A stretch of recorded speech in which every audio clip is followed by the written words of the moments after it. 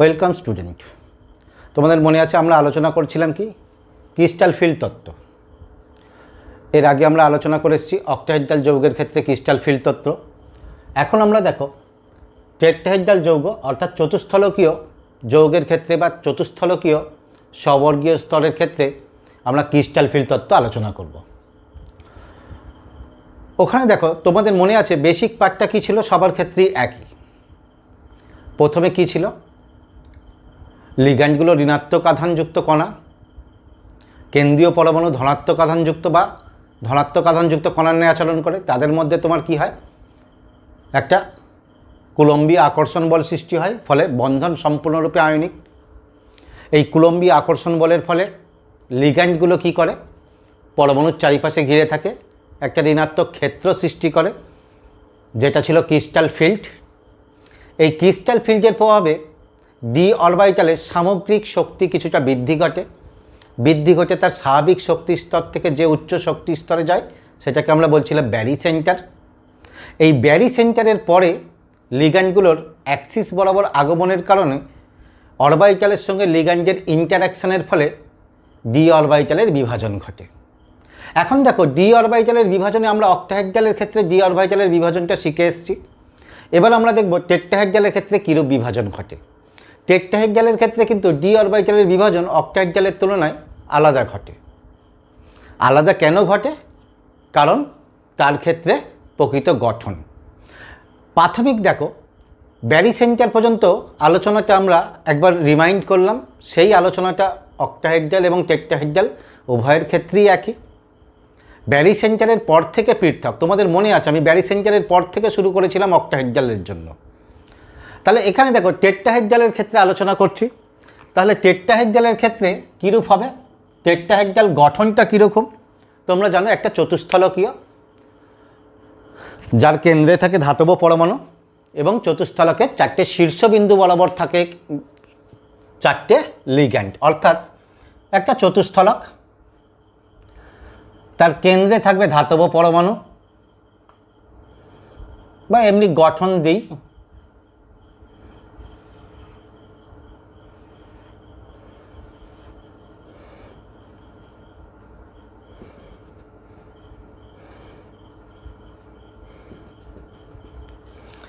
এইটা সাধারণ চতুস্থলকীয় গঠন। প্রতিটা ক্ষেত্রে তোমার কি হবে, একটা করে লিগ্যান্ড থাকবে এইটা। তো এখানে দেখো, এখানে আমরা যদি অ্যাক্সিসগুলো বসাই তাহলে আমাদের একটু বুঝতে অসুবিধা হবে। আমাদের এর লিগ্যান্ডের অবস্থানের জন্য বা লিগ্যান্ডের অ্যাপ্রোচ, কোন দিক থেকে লিগ্যান্ড অ্যাপ্রোচ করে, তার সঙ্গে অরবিটালগুলোর অবস্থান বোঝাতে গেলে আমাদেরকে এই টেট্রাহেড্রালটাকে একটা কি করতে হবে, ঘনকের মধ্যে বসাতে হবে, যে ঘনকের কেন্দ্রে থাকবে হচ্ছে ধাতব পরমাণু। তাহলে কি বললাম, আমরা যদি এই লিগ্যান্ডগুলোর অবস্থান এবং কেন্দ্রীয় ধাতব পরমাণুর অরবিটাল, অর্থাৎ যে বিভিন্ন ডি অরবিটালগুলো আছে, তোমরা জানো 5টা ডি অরবিটাল আছে, d x y, d y z, d z x. এদের মধ্যে তোমার কি আছে, এই প্রথম তিনটে কি আছে,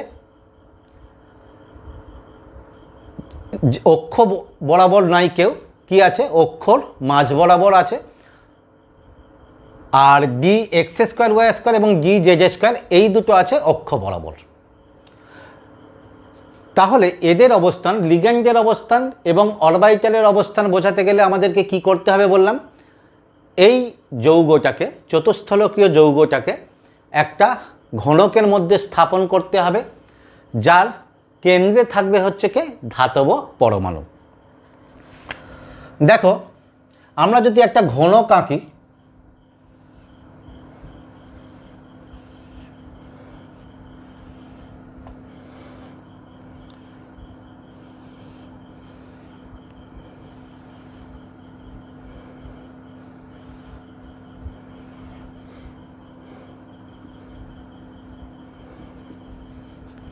এই ঘনক, এবার দেখো ঘনকের কেন্দ্রে থাকবে হচ্ছে ধাতব পরমাণু, কেন্দ্রে ঠিক মাঝখানে, কোনো পৃষ্ঠতলে কিন্তু নয়, ঠিক মাঝখানে থাকবে ধাতব পরমাণু। আর এই চতুস্থলকীয় অবস্থানটা হয় যদি আমরা একান্তর কোণ বা অল্টারনেট কোণগুলোকে লিগ্যান্ড স্থাপন করি। ভালো করে দেখো, আমি এই কৌণিক বিন্দুতে একটা লিগ্যান্ডকে স্থাপন করলাম, তাহলে তার একান্তর কোণ কোনটা হবে এর সাপেক্ষে এই ভিতরে, অর্থাৎ এই কোণের বিপরীত দিক, অর্থাৎ এই জায়গায় একটা লিগ্যান্ড।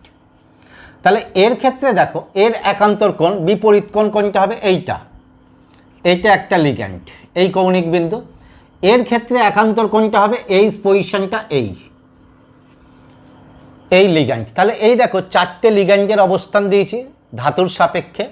এবার দেখো আমি যদি ধাতুর সাপেক্ষে অক্ষগুলোকে অঙ্কন করি তাহলে তোমার কি হবে, যদি এক্স অক্ষ অঙ্কন করি তাহলে এক্স অক্ষ কী হবে, এই যে তলটা ডান দিকের যে পৃষ্ঠতলটা এর মাঝ বরাবর নির্গত হবে, এক্স ড্যাট এদিক থেকে নির্গত হবে,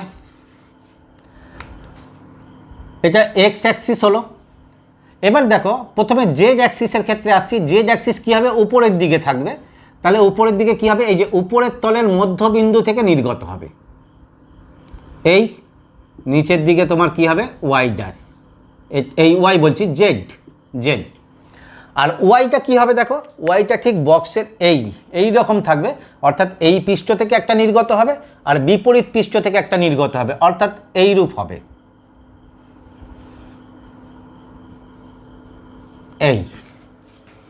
এই রকম হবে, দ্যাট ইজ ওয়াই।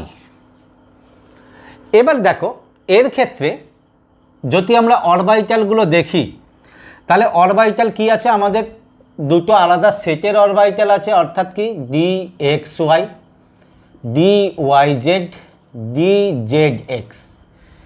এরা তোমার কি হয় অক্ষের সমদ্বিখণ্ডক বরাবর। আর d x square, y square, d z square এরা কি থাকে অক্ষ বরাবর।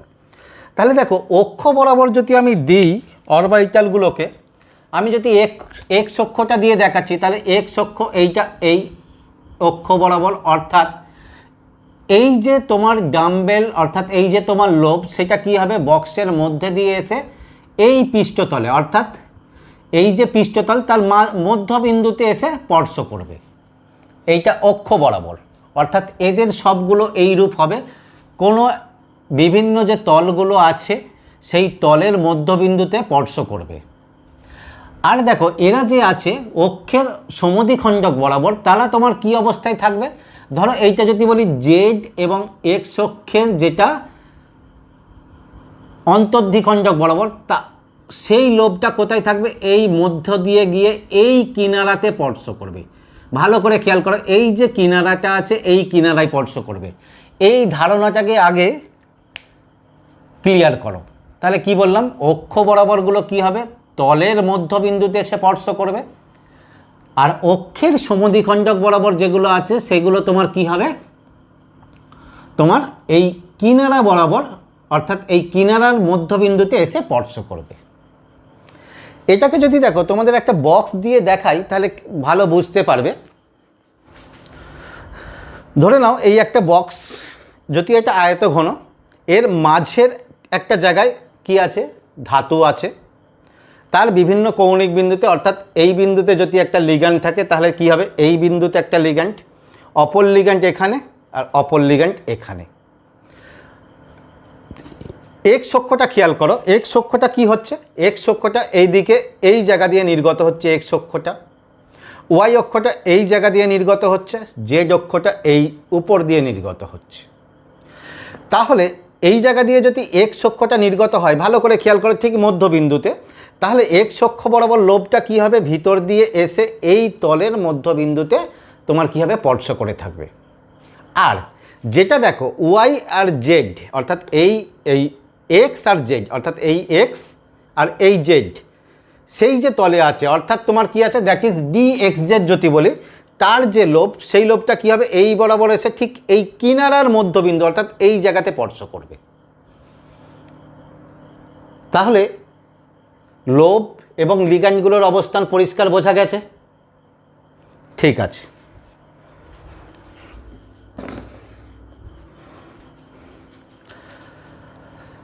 তাহলে আমরা দেখো কি দেখলাম,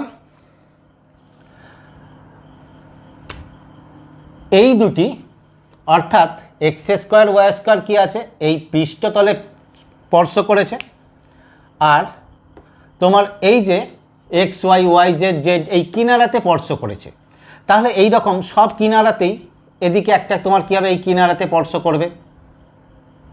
ঠিক একইভাবে সব কিনারাতে এক একটা করে তোমার কী হবে, x y y z z এক্সের লোব স্পর্শ করবে।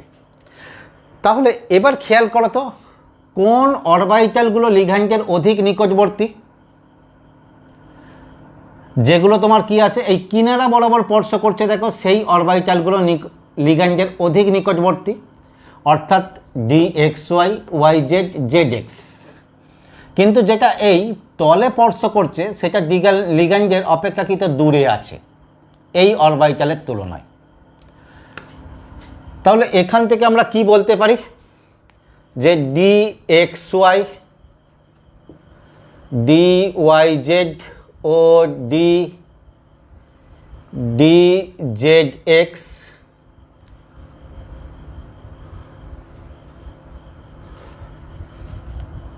অরবাইটালগুলি ডি জেড এক্স কক্ষকগুলি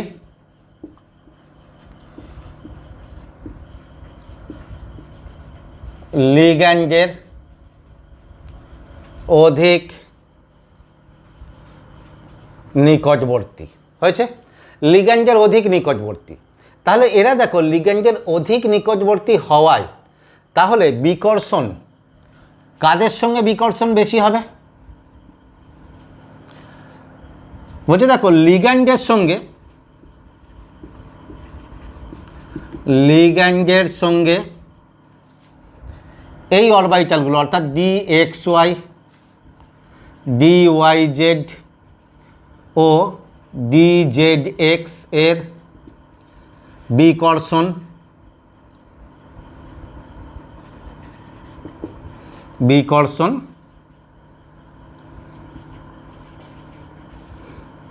বেশি হবে। তাহলে এই অরবাইটালগুলো যখন লিগ্যান্ডের অধিক নিকটবর্তী তাই এদের সঙ্গে লিগ্যান্ডের বিকর্ষণ বেশি হবে কাদের তুলনায়, যেগুলো অক্ষ বরাবর আছে অর্থাৎ d x square y square d z square. তাহলে এদের সঙ্গে বিকর্ষণ বেশি হয়ে যাওয়ার জন্য এদের তোমার কি হবে, শক্তি বৃদ্ধি হবে। তাহলে কি বলতে পারি যে d x y d y z ও ডি জেড এক্স এর শক্তি বৃদ্ধি হবে। হয়েছে, পরিষ্কার বোঝা গেছে। এরা লিগ্যান্ডের অধিক নিকটবর্তী, লিগ্যান্ডের সঙ্গে ইন্টারঅ্যাকশন বা বিকর্ষণ বেশি হলে তাদের শক্তি বেশি হয়ে যায়। আর অপর দিকে তাহলে তোমার কি হবে, d x square y square ও ডি জেড স্কোয়ার এর শক্তি হ্রাস পাবে। হয়েছে, আচ্ছা। তাহলে এই ধারণাটা আগের ক্ষেত্রে দেখো, আগের ক্ষেত্রে তোমার উল্টো হয়েছিল। আগের ক্ষেত্রে কি হয়েছিল, অক্টাহেড্রালের ক্ষেত্রে d x square y square ও ডি জেড স্কোয়ারের ক্ষেত্রে শক্তি বৃদ্ধি পেয়েছিল, এগুলোর ক্ষেত্রে শক্তি হ্রাস পেয়েছিল। টেট্রাহেড্রালের ক্ষেত্রে কি দেখলাম, পুরো বিপরীত ঘটনা, এগুলোর ক্ষেত্রে শক্তি বৃদ্ধি হচ্ছে, এদের ক্ষেত্রে শক্তি হ্রাস হচ্ছে। তাহলে এটা পরিষ্কার বোঝা গেছে, কোনো অসুবিধা নাই। ঠিক আছে, মুছে দিলাম। তাহলে এবার ডি অরবাইটালের ক্ষেত্রে তোমরা বিভাজনটা খেয়াল করো।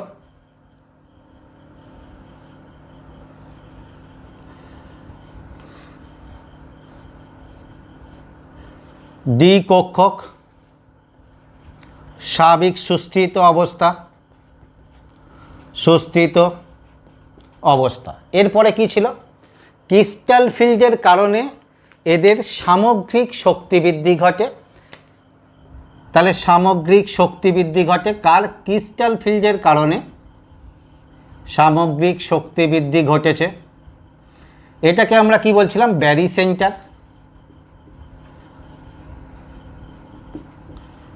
সেন্টার।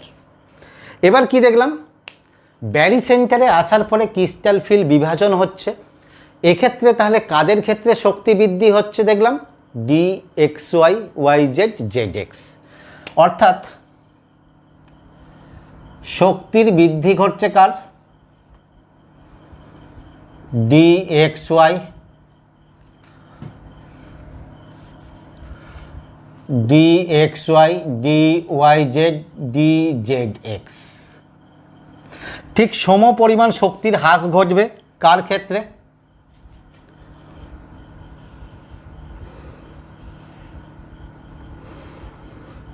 কার ক্ষেত্রে শক্তির সম পরিমাণ হ্রাস ঘটবে? D x square y square, d z square. এই ঘটনাটাকে আমরা কি বলছিলাম? ক্রিস্টাল ফিল্ড বিভাজন।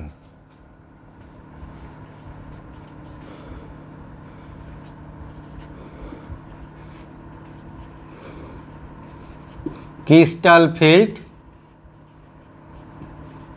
বিভাজন। তাহলে এটা হলো ক্রিস্টাল ফিল্ড বিভাজন।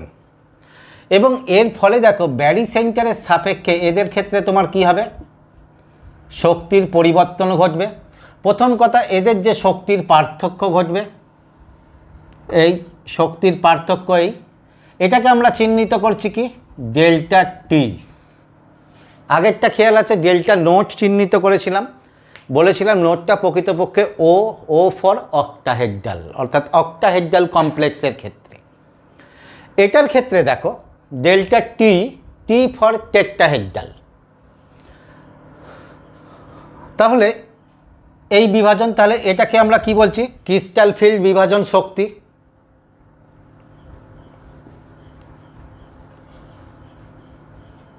ক্রিস্টাল ফিল্ড বিভাজন শক্তি টেট্রাহেড্রাল কমপ্লেক্সের ক্ষেত্রে। এবার দেখো এদের ক্ষেত্রে শক্তি বৃদ্ধি ঘটেছে এই পরিমাণ, তাহলে সেটা কত হবে? +0.4 ডেল্টা টি। এদের ক্ষেত্রে শক্তি হ্রাস ঘটেছে, অর্থাৎ স্থায়িত্ব পেয়েছে, এটা কত হবে? -0.6 ডেল্টা টি। আগেরটার ক্ষেত্রে দেখো যদি তোমরা উপর নিচে খেয়াল করো, আগেরটা এরা উপরে ছিল, এদের ক্ষেত্রে কি ছিল? +0.6, এগুলো নিচে ছিল, এদের ক্ষেত্রে -0.4। কারণ তোমাদের বলেছিলাম যে Barry centre rule. Barry centre rule কি বলছে? যে বিভাজনের পূর্বে এবং পরে এদের ক্ষেত্রে তোমার কি আছে? গড় শক্তি একই থাকবে। তাহলে এগুলোর ক্ষেত্রে দেখো তিনটেকে তোমার কি আছে? 3 × 0.4 অর্থাৎ 1.2 প্লাস 2 × 0.6 1.2 মাইনাস, ফলে তাদের অ্যাভারেজ কি হয়ে যাচ্ছে? ব্যারি সেন্টারের সাপেক্ষে 0। তাহলে এদের ক্ষেত্রে দেখো আমরা এই ক্রিস্টাল ফিল্ড বিভাজনটা বুঝতে পেরেছি। এবার দেখো এইটাকে আমরা একটু বলবো, এই যে ডেল্টা টি, এই ডেল্টা টি এর মানটা কীরকম হয়? বলছে delta t always less than delta naught. এবং শুধু তাই নয়, delta t equal to 4/9 delta naught, বা উল্টোভাবে বলতে পারি delta naught equal to 2.25 delta t. অর্থাৎ সোজা কথায় অক্টাহেড্রাল ফিল্ডের ক্ষেত্রে বিভাজন শক্তি টেট্রাহেড্রালের তুলনায় বেশি। এর দেখো দুটো কারণ আছে। কিসের? ডেল্টা টি লেস দেন ডেল্টা ও। কারণ 1 নম্বরে যদি বলি, অক্টাহেড্রালের ক্ষেত্রে দেখো লিগ্যান্ডগুলোর অ্যাপ্রোচ সরাসরি অ্যাক্সিস বরাবর হয়েছিল, অর্থাৎ তাহলে ওখানে দেখো লিগ্যান্ডের সঙ্গে অরবাইটালগুলো মুখোমুখি ছিল। কিন্তু এর ক্ষেত্রে গঠনে দেখলে কোনো ক্ষেত্রেই লিগ্যান্ডের সঙ্গে তোমার কি আছে? অরবাইটালগুলো মুখোমুখি নাই, ফলে তাদের ক্ষেত্রে বিকর্ষণটা কম হয়। এটা এক। দ্বিতীয় হচ্ছে দেখো ওখানে কেন্দ্রীয় পরমাণুর চারিপাশে যে ক্রিস্টাল ফিল্ড সৃষ্টি করেছিল, সেই ক্রিস্টাল ফিল্ডটা কি ছিল? 6টা লিগ্যান্ড দ্বারা, অর্থাৎ 6টা লিগ্যান্ডের ইলেকট্রন ঘনত্ব দ্বারা ঋণাত্মক ক্ষেত্র সৃষ্টি করেছিল। অক্টাহেড্রালের ক্ষেত্রে কটা লিগ্যান্ড থাকছে? 4টে লিগ্যান্ড। তাহলে 4টে লিগ্যান্ডের ক্ষেত্র দ্বারা ঋণাত্মক ক্ষেত্র সৃষ্টি করছে, তাহলে অবশ্যই 4টে লিগ্যান্ড দ্বারা সৃষ্ট ঋণাত্মক ক্ষেত্রে মান কম হবে। তাহলে প্রথম কারণ কি বললাম, যে টেট্রাহেড্রালের ক্ষেত্রে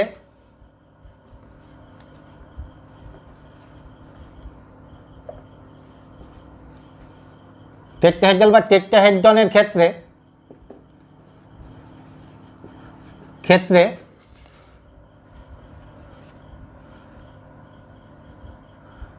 লিগ্যান্ড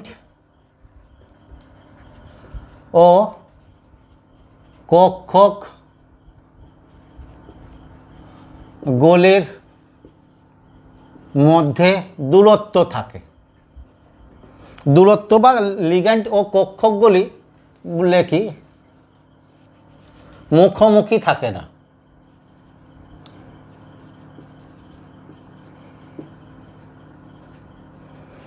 মুখোমুখি থাকে না, এইটা যেটা অক্টাহেড্রালের ক্ষেত্রে মুখোমুখি থাকে। দ্বিতীয় কি বললাম, এক্ষেত্রে 4টি লিগ্যান্ড দ্বারা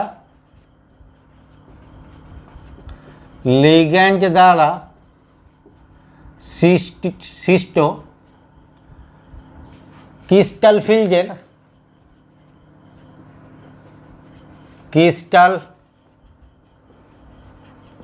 ফিল্ডের মান কম হয়। কার তুলনায়? অক্টাহেড্রালের তুলনায়।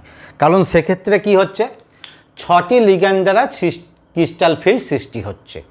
তাহলে এই কারণে তোমার কি হচ্ছে, তোমার delta t always less than delta ও। এইটাকে ভালো করে মনে রাখবে। অনেক ক্ষেত্রেই কোশ্চেন আছে যে এই ডেল্টা টি এবং ডেল্টা ও এর মধ্যে সম্পর্কটা আছে এবং কেন কম বা কেন বেশি সেইটা অনেক ক্ষেত্রেই ব্যাখ্যা চাই। তাহলে এদের ক্ষেত্রে আমরা ক্রিস্টাল ফিল্ড বিভাজনটা বুঝেছি, কোনো অসুবিধা নাই। এরপরে আসছি, দেখো এই ক্রিস্টাল ফিল্ডের মধ্যে বা এই যে ডি অরবিটালের স্প্লিটিং বললো, অর্থাৎ স্প্লিটিং ডি অরবিটালের মধ্যে ইলেকট্রন বিন্যাস কীরূপ হবে। এক্ষেত্রে দেখো আমরা একটাই মাত্র ইলেকট্রন বিন্যাস আলোচনা করব, কারণ এর ইলেকট্রন বিন্যাসে সেরকম জটিলতা কিছু নাই। আমরা ব্যারি সেন্টার থেকে শুরু করছি। D5 সিস্টেম নিলাম, অর্থাৎ ডিএতে 5টা ইলেকট্রন আছে। তাহলে বিভাজিত রূপ দেখো,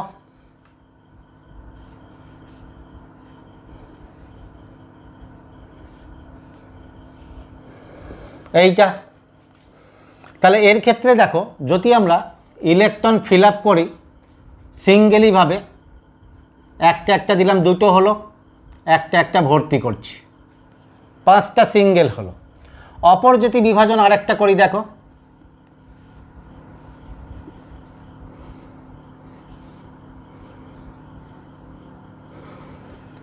এখানে দেখো একটা প্রথমে দিলাম, তারপরে পেয়ার আপ হলো, এখানে গেল।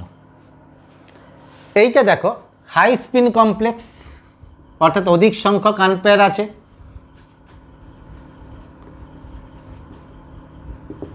হাই স্পিন কমপ্লেক্স,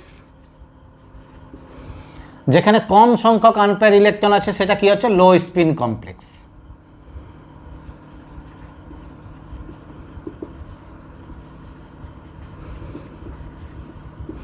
লো স্পিন কমপ্লেক্স।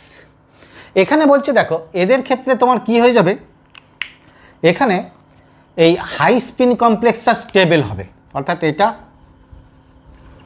স্টেবল, এটা আনস্টেবল।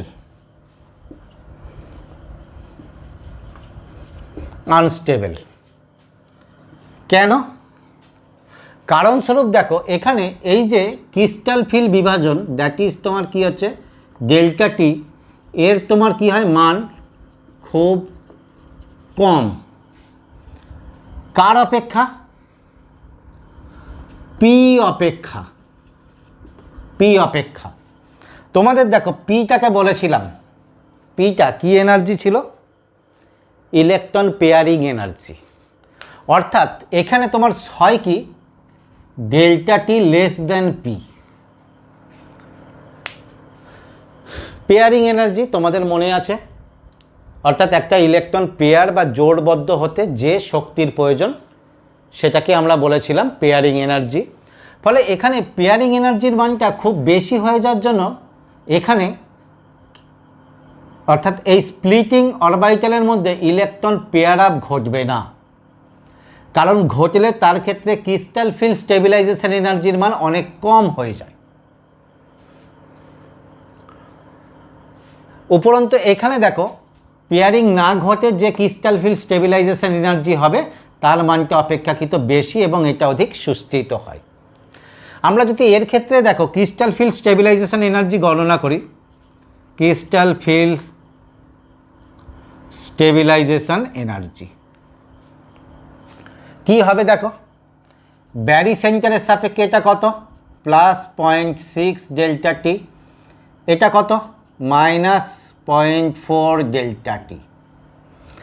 তাহলে কটা আছে দুটো, তাহলে 2 ইন্টু +0.6 ডেল্টা টি প্লাস 3 ইন্টু মাইনাস, ওহো উল্টো হয়ে গেছে, এটা প্লাস এটা মাইনাস, তাহলে এটা মাইনাস এটা প্লাস, 3 ইন্টু +0.4 ডেল্টা টি। তাহলে আলটিমেট দেখো এর ক্ষেত্রে ক্রিস্টাল ফিল্ড স্টেবিলাইজেশন এনার্জির মান কত আসছে দেখো, 6 দুগুণে 12 1.2, 3 4 12 1.2, দ্যাট ইজ 0 হয়েছে। এর ক্ষেত্রে তোমার কি হবে, ক্রিস্টাল ফিল্ড স্টেবিলাইজেশন এনার্জির ঋণাত্মক মানটা কি হয়ে যাবে 0 থেকেও তোমার অর্থাৎ পজিটিভ মান পেয়ে যাব পিটা বেশি হওয়ার জন্য, সেই জন্য এক্ষেত্রে হাই স্পিন কমপ্লেক্স গঠন হয় না। অক্টাহেড্রালের ক্ষেত্রে আমাদের আর বিশেষ কিছু পড়ার দরকার নেই, জাস্ট এইটুকু করলেই হবে। বোঝা গেছে পরিষ্কার? এরপরে আমরা আসছি দেখো ক্রিস্টাল ফিল্ড বিভাজন শক্তিতে প্রভাবকারী বিষয়, অর্থাৎ এই যে ডেল্টা টি বা ডেল্টা ও এটা কোন কোন বিষয়ের উপর নির্ভর করে। প্রথমে আসছি দেখো 1 নম্বরে ধাতুর পারমাণবিক ক্রমাঙ্ক বা মুখ্য কোয়ান্টাম সংখ্যা। বলছে দেখো মুখ্য কোয়ান্টাম সংখ্যা, মুখ্য কোয়ান্টাম সংখ্যা বৃদ্ধিতে ডেল্টা বৃদ্ধি পায়, অর্থাৎ তাহলে কি হবে 3D অপেক্ষা কি হবে 4Dর বেশি হবে, 4D অপেক্ষা 5Dর বেশি হবে, এবং এই 3D অপেক্ষা 4Dর এখানে প্রায় বলছে 15% বেশি হয়। অর্থাৎ 3D সারি, যেমন একটা উদাহরণ দেখো 3D সারির ক্রোমিয়াম, তার নিচে আছে তোমার কি আছে মলিবডিনাম, এর তুলনায় এর ক্ষেত্রে কত প্রায় 15% বেশি। মুখ্য কোয়ান্টাম সংখ্যা বেশি হলে তোমার এর ক্ষেত্রে স্প্লিটিংটা বেশি হয়। কারণস্বরূপ তোমরা বলতে পারো যে মুখ্য কোয়ান্টাম সংখ্যা বেশি হলে তোমার কি হচ্ছে ওই বহিস্থ অরবিটালের উপর নিউক্লিয়াসের হোল্ডিং কম হয়, ফলে লিগ্যান্ডের প্রভাবে ওদের বিভাজনটা অনেক বেশি হয়। দ্বিতীয় ক্ষেত্র দেখো, দ্বিতীয় ক্ষেত্র আসছে ধাতুর অর্থাৎ কেন্দ্রীয় পরমাণু বা ধাতুর জারণ অবস্থা, অর্থাৎ কেন্দ্রীয় ধাতব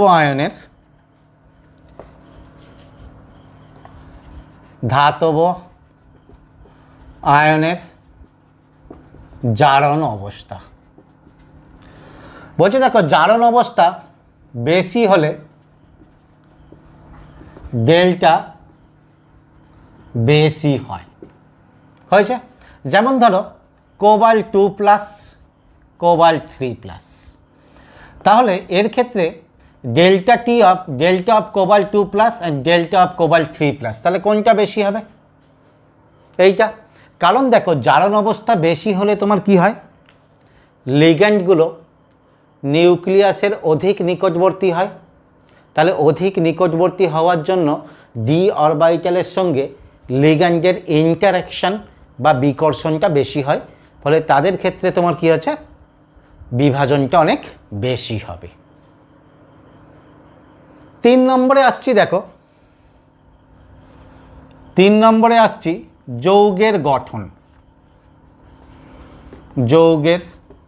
গঠন। এটা আমরা অলরেডি আলোচনা করে দিয়েছি, দ্যাট ইজ তোমার কি হচ্ছে delta o equal to 2.2 25 delta t, অর্থাৎ delta o greater than delta t আমরা আলোচনা করেছি। 4 নম্বরে যেটা আসছি দেখো সেটা অধিক ইম্পর্টেন্ট। 4 নম্বরে দেখো লিগ্যান্ডের প্রকৃতি। লিগ্যান্ডের প্রকৃতি, লিগ্যান্ডের প্রকৃতি কি হচ্ছে, যদি তোমার স্ট্রং ফিল্ড লিগ্যান্ড হয়,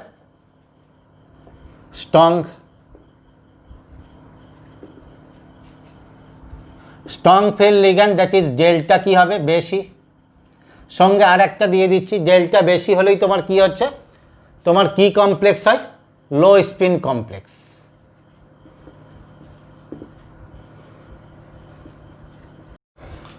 আর উইক ফিল্ড লিগ্যান্ডের ক্ষেত্রে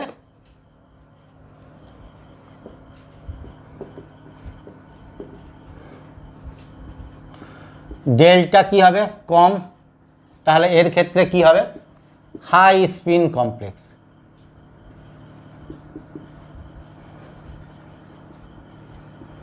হাই স্পিন কমপ্লেক্স। এবার দেখো এই strong field ligand, weak field ligand আমরা কোথা থেকে জানবো, এর জন্যে আমাদের একটা জানতে হবে স্পেকট্রোকেমিক্যাল সিরিজ।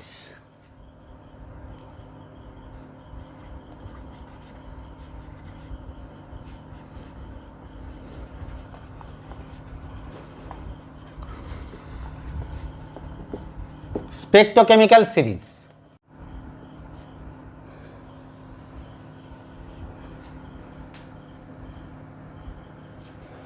এই স্পেকট্রোকেমিক্যাল সিরিজটা কি দেখো, বলছে লিগ্যান্ডগুলোকে যদি ওই ডি অরবিটাল বিভাজনের করার ক্ষমতার ক্রমবর্ধমান সারিতে সাজাই, তাহলে যে সিরিজ পাবো সেটা হচ্ছে স্পেকট্রোকেমিক্যাল সিরিজ।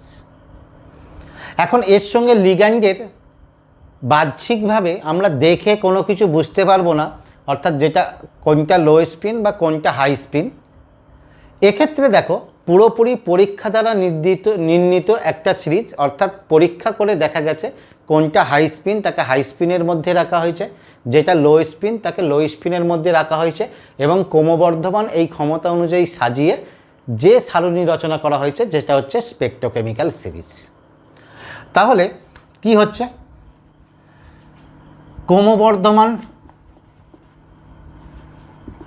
ক্রমবর্ধমান ডি কক্ষকের